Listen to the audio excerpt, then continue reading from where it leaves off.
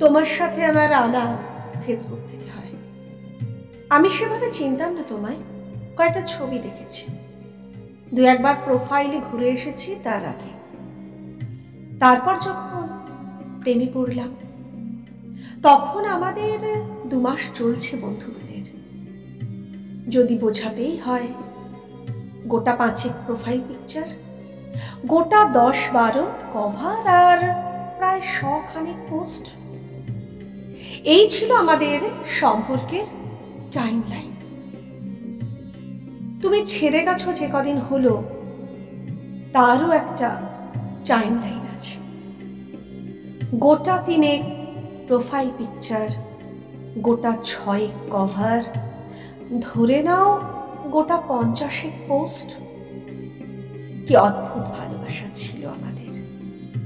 ছেড়ে যাওয়া, থেকে যাওয়ার টাইম লাইন সব কিরকম পাল্টে যায়।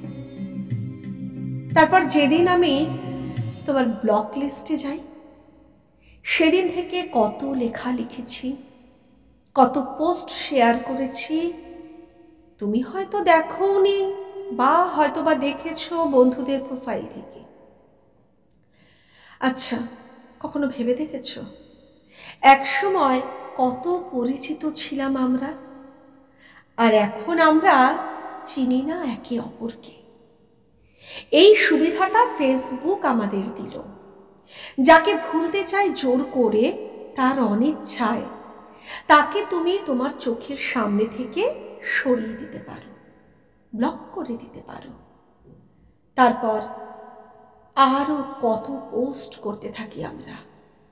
টাইমের সাথে সাথে টাইমলাইন পাল্টে যায়, কিন্তু ভেবে দেখেছো কি, একসময় তুমি যাকে চাইলে নির্দ্বিধায়, তাকে এমন পর্যায়ে ঠেলে দিলে আর কোনোদিন কথা হবে না।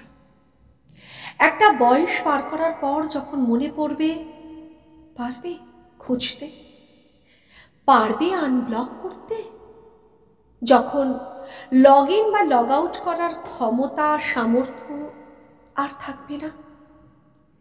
একটা বয়স মনে করার পর মনে থাকবে আনব্লক করার কথা।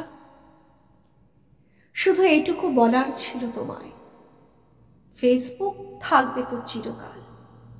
সময়ের সাথে সাথে সে আরো যুবক হবে, কিন্তু আমরা এই জগতে আরো পুরনো হতে থাকব।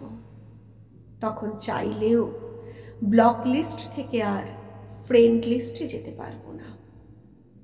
জীবন এরকমই, ছেড়ে যাও যদি তুমি চাও, থেকে যাও